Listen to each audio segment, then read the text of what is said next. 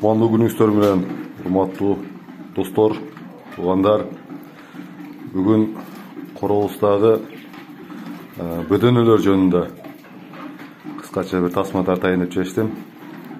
Бул тасмаларды тартып жаткан себеби сиздер дагы өзүңүздөрдүн үй шартында, чарбаңыздарда мүмкүнчүлүк болсо, каалоо болсо, ушундай жаныбарларды баксаңыздар болот. Бул бөдөнөлөрдү бакканыбызга бизге бир топ болду. Ар түрлөрүн багып көрдүк. Бул азыркы бөдөнөлөр, булар эт багытындагы бөдөнөлөр.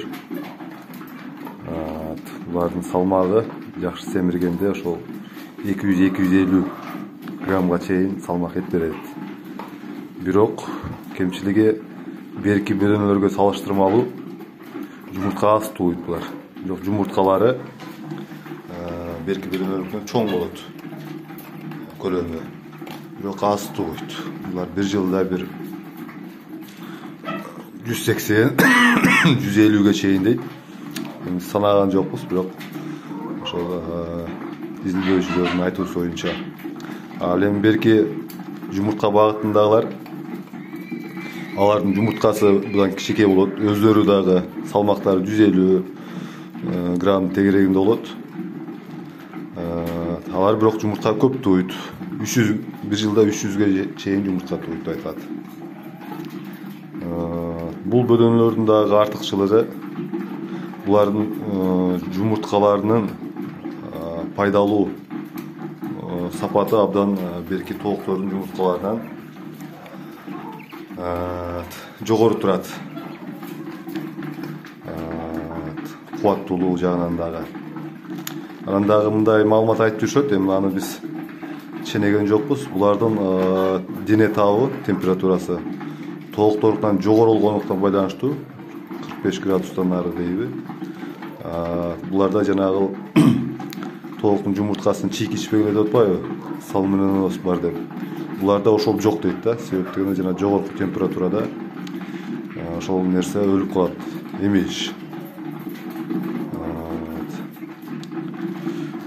Кармаган жерибиз мондай капаста. Капастар сатылат атайын. Бир капаска беркиндей жөнөкөй бөдөнөлөрдөн 50ге чейин батылат деп айтылат. Биз буга бир 30дай алып келгенбиз. Улам союп жеп, арасынан өлгөндөр болду. Аз бүгүн калгандары ушунда капаста. Астына кыгым отуп түшүп турат. Уулун 2-3 күндө бир тазалап коет. Азыр сан аз болгондо байланыштуу. Жайдын күнү тез тазалап туруш керек. Жагымсыз бачыттар болуп кетпесин деп. Жеми. Бул эми жеми берки тооктордукун айырмаланып, буга көрүнгөн жем бере албайсыңар, өзүнүн атайын жеми болот. Бөдөнөлөр үчүн для перепелок деген атайын байытылган жем. Ушул жемди бериш керек да. Беркинде жүгөр шак, будай шак деген болбойт экен. Суусу мондай идиштен ишет. Бул менен келип суу челектен, желим челектен келип суу келип турат, суу ичип турат. Суу ар дайым болуш керек. 3 маал жем беребиз.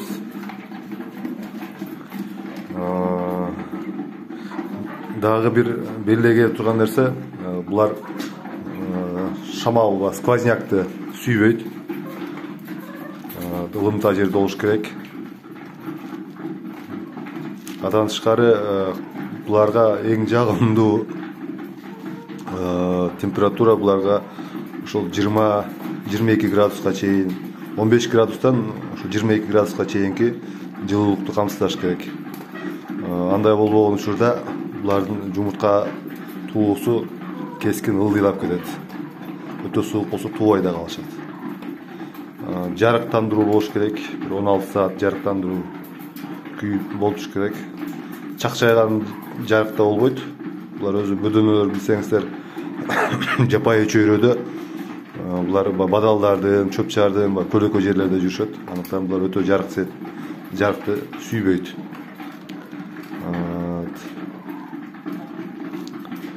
ушундай жумурткалары монтип кандай көздөй тоголор түшүп калат.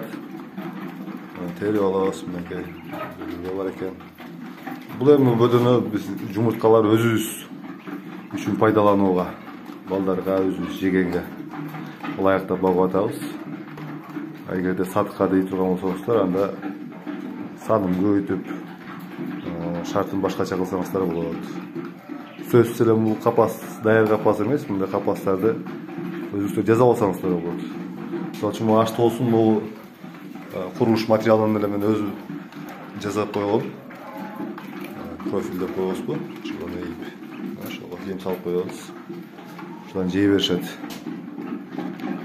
Суу кадимки эле суу беребиз. Ошондой туугандар. Андыктан ошо бөдөнө багабыз дегендер болсоңуздар, маалымат алсаңыздар болот. Мындан тышкары интернет айдыңында көптөгөн маалыматтар бар. Ошолордон алып, үй шартында баксаңыздар болот. Тооктун артыкчылыгы, дагы бир артыкчылыгы, булар чакан эле аяк тейлейт. Бул капастын узуну 1, туурасы 50 сантиметр гана жерде эйлеп турат. Мунун үстүнө багып кабат кылып кете берсе болот, жогорулатып. Андыктан жанагындай көп тоокту бага албаганда үй шартында ушундай бөдөнөлөрдү баксаңыздар болот. Эти боюнча айта турган болсок, эти абдан даамдуу болот. Эми баягы жылкынын этиндей көлөмдүү болбосо дагы даамдуу, баягы сүйгүн тамак жейм дегендер болсо, шорпосун ичем дегендер болсо, пайдалуу, жакшы. Жашы болуучу ушу 2 жылга чейин да багабыз биз. 2 жылдан кийин булар жумуртка берүүсү азайып калат. Анан союп алабыз да кайрадан жаңыларын алып келебиз. Дагы бир өзгөчөлүгү, өтө белгилеп кое турган өзгөчөлүк, бул бөдөнө бул бат жетилет турган канаттуу болуп эстелинет. Бул жумурткадан чыккан бөдөнө орточо 50 күн, бул эми баягы породасына жараша болот. 45 күн, 50 күнүн ичинде тууп баштайт кайда. Жумурткадан чыккан көжөсү өзү кайда орточо ошо 50 күндү айтайлы, 50 күндө өзү жумуртка берип баштайт. Булар бат жетилет да абдан. Породалары боюнча турганбыз, көп абдан породалары. Японский, техасский, мраморный, фараон, айтып көптөгөн породалар бар. Биз буларны багып отуруп, аягы ошол бройлерлерге токтодук. Булар берки бөдөнөлөргө салыштырмалуу жемди көбүрөөк жейт. Жумуртканы аз берет. Бирок жумурткалары чоң, жана айткандай, салмактары дагы чоң болот. Баарын эле айткандай болдум. Ошол кыскача.